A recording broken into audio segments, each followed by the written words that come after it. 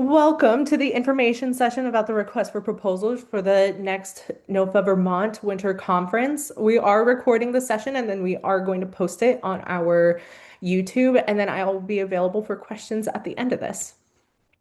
So, um, our request for proposals for the 2027 Winter Conference is open at the moment. The priority deadline is September 1st. So I just want to give it an overview of what's going to happen from the deadline to basically the conference.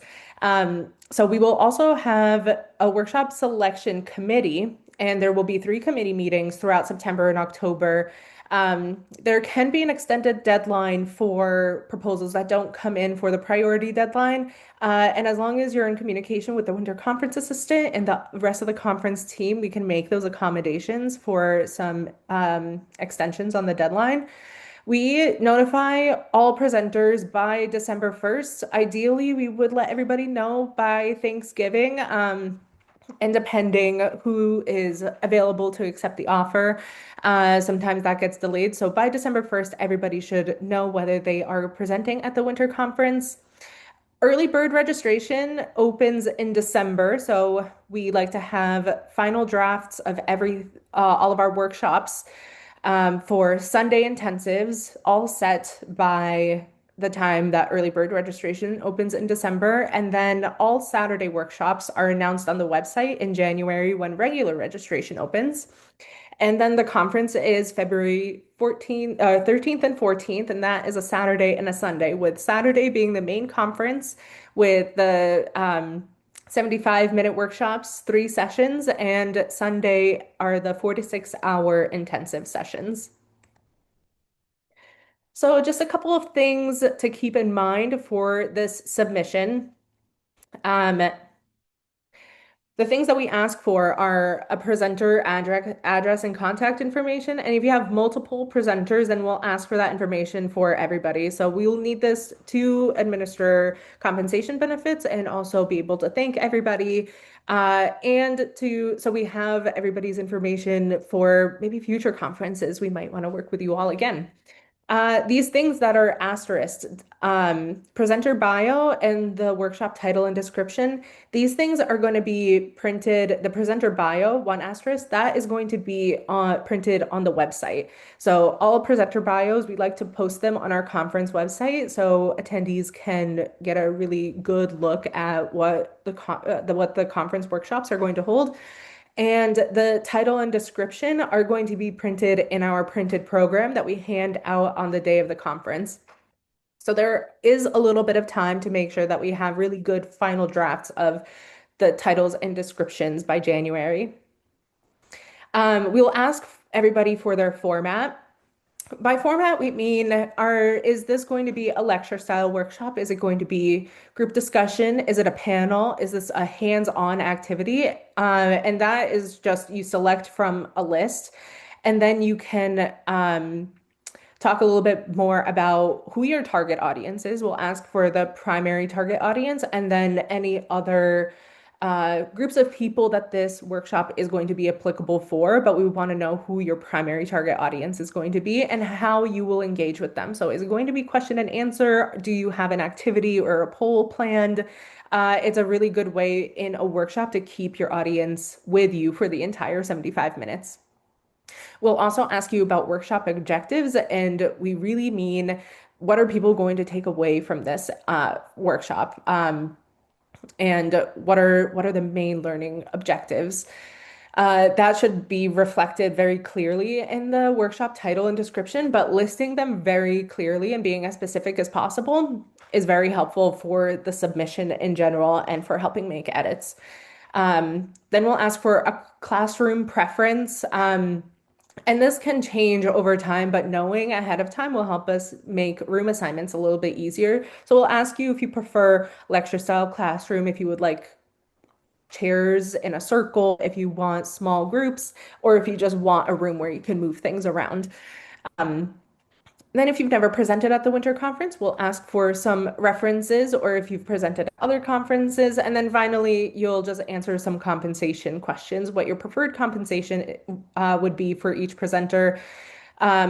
We offer free registration and lunch for all presenters. That's a $325 value. And then as well as a $100 stipend for workshops with presenters with one or two presenters, and then panel workshops with 3 to 4 presenters have a $50 per person stipend. Alternatively, you can also receive a 1 year NOFA membership as your compensation. And if you are in a position where you cannot accept stipends or compensation from us due to any work, you can also opt to donate the stipend back to NOFA Vermont, and we will keep using it in our programming. So just a couple tips for filling out the RFP is to engage with people that study the same thing as you and that are engaged in the same kinds of topics, and see if they're presenting at the winter conference or if they've presented before. Maybe they might want to co-present with you. And I think that's a really good way to get a high quality workshop to work with other people. Um, I also think that it's really important, mentioned this before, to integrate the workshop objectives into the workshop title.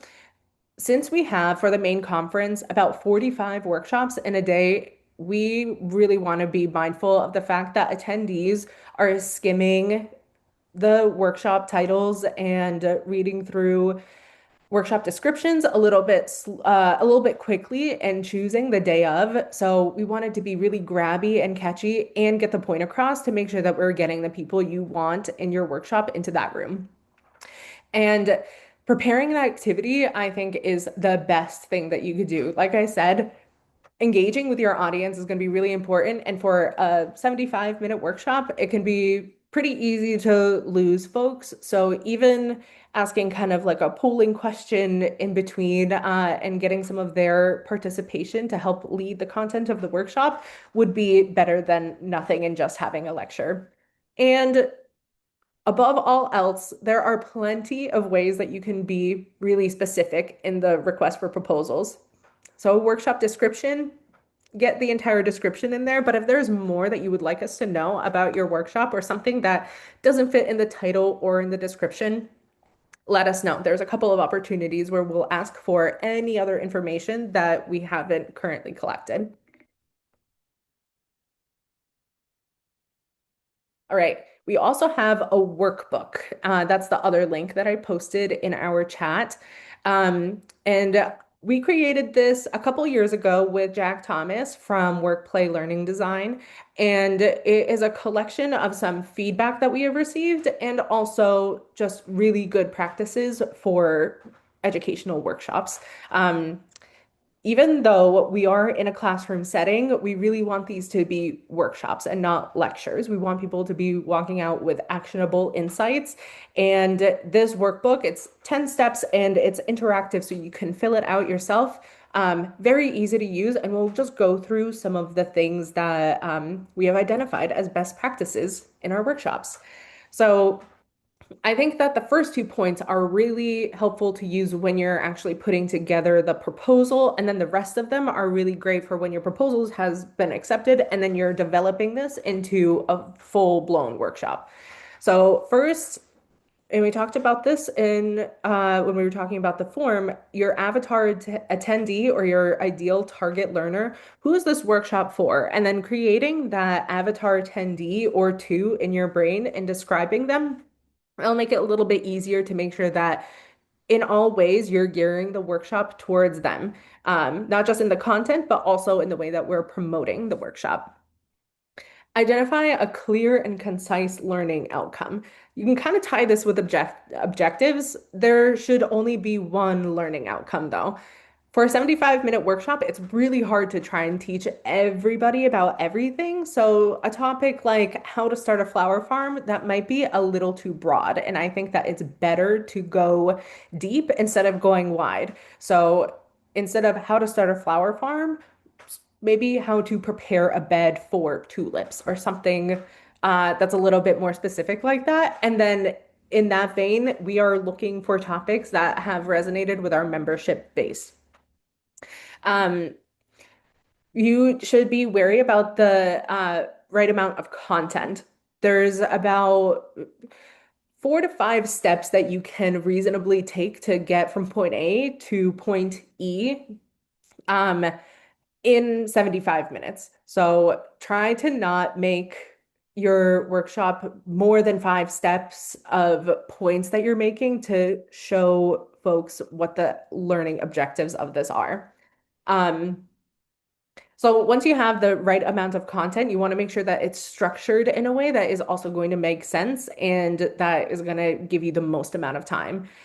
Once you do that, then go back to your title and description. That should be accurate after you've made any changes to your workshop. If you've changed, I have like tweaked your ideal target learner, if you've tweaked your learning objectives a little bit, make sure that's reflected in the title and description. And like I said, there is time between submissions and decisions to when we actually publish the conference information to edit all of that stuff when we're in communication. And then finally, these last few points are just really about actually presenting in the room, where you want to make sure that you establish trust with your audience and give yourself a great introduction and brag about your expertise a little bit and make sure that they know that you're here for a reason. NOFA picked you for a reason to be in front of the room. Make sure your pacing and timing is on point. 75 minutes is a pretty easy way to get lost. About an hour, and a lot of people might, drift into another topic, and then staying on the topic and making sure there's enough time for technical difficulties, questions and answers at the end, it would be best practice. Engaging visuals, tactiles, or edibles, something this wouldn't be really considered hands-on if you're just passing something around that people can look at or feel or taste, but it is a really good way to engage the audience and then just help them understand a little bit more about what you're presenting. With visuals, especially if you're using PowerPoints, I recommend finding very high quality visuals rather than photos that you maybe snapped on your camera phone and maybe they're not the best quality, but keeping people engaged will also helps with high quality visuals. A lot of people like to take pictures of slides, and taking a picture of a slide that also has a poor quality picture is a little bit harder. Um, Audience participation is obviously really important. We already talked about that, but engaging the audience to participate in the workshop as much as possible to kind of perform some of the learning outcomes and make sure that you have some kind of takeaway. So whether maybe it's just passing out a handout at the end, distributing your contact information, or it could be a little bit more of a metaphorical takeaway, but something that people can really walk away with and work with after they're done with the workshop. I'm just going to give you a couple examples of proposals that were really great and but maybe we decided yes or no. So a proposal that we were really interested in is this energy transition with farmland workshop. However, when we look at the description, it doesn't really tell us what we will learn or what these takeaways are going to be. The title is kind of a question and it is very interesting and thought-provoking.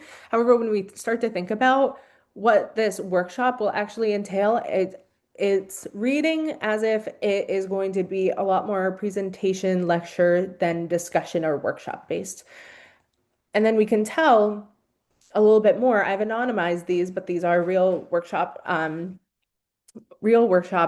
proposals.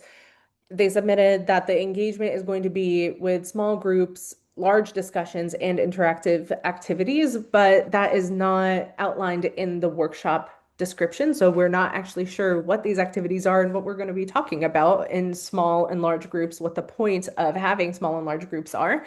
And for the objectives, there really isn't like a big takeaway that a lot of people are going to be taking from this workshop because it's really just like an information session to educate folks about the new energy goals. So after like very thought-provoking workshop, but it's not really a NOFA Winter Conference workshop. This seems like more of a guest lecture, which is also really great, but it's not right for the Winter Conference. A really great workshop that we got was this DSA, Descriptive Sensory Analysis of Organic Products. And I would say that the entire submission was very good and it was in its final draft form, in my opinion.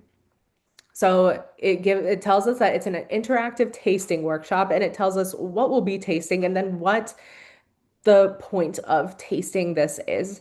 And it tells us, it explicitly says farmers, producers, retailers, culinary professionals. So reading that description, you know who the target audience is, what you will be doing, and how that will benefit you. The engagement and audience participation section that they filled out they gave us a really good detailed, albeit very short, paragraph about how attendees will interact with this and like how it ties into the actual workshop. They're not just tasting food for to taste food, but they're learning about how they can assess sensory quality and how that will work for their marketing needs.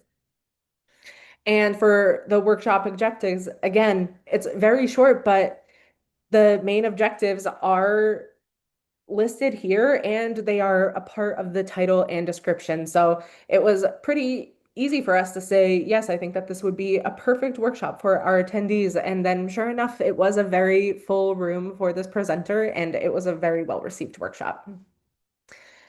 This is another workshop that we accepted, and even though it was less hands-on the way that the descriptive sensory analysis workshop was, this workshop was still very uh, participatory. It had a lot of time for attendees to work together and create something of their own by telling their advocacy story. So we worked with a lobbyist to teach participants how to interweave lived experience with proven advocacy tools. So people are going to learn the tools and they're going to learn how to apply these tools to this specific scenario.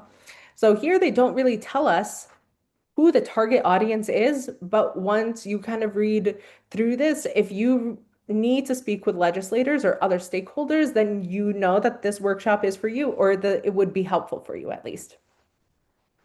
Here, I will not read this entire thing, but this is a chance that the presenter took to be able to be very specific, as I mentioned, and let us know exactly how they're going to engage with the audience. And what tools they're going to use, how they're going to break down audience participation. And then again, workshop objectives, she didn't really put that much here, but it is all reflected in the title and description, and it feels very well pulled together. So there were some edits that we had to make here for um, like character counts, but overall, I thought that this was an amazing workshop description and workshop in general.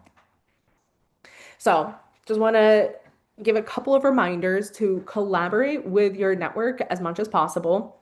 And then be specific. I think giving us more information about your workshop is better than us receiving a little bit less and having to reach out for more, especially when we get a lot of different submissions and it ends up being really hard to actually narrow it down to the 45 that we are ultimately going to have at the conference and use that workshop, that workbook for workshop development.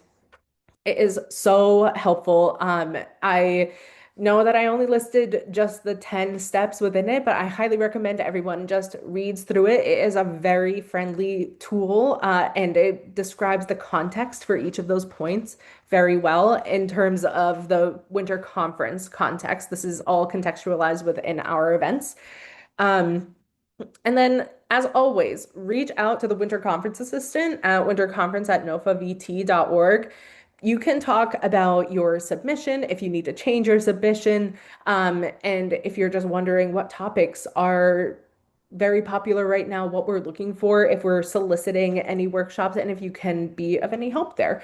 So if you have any questions about any winter conference or events related things, feel free to reach out.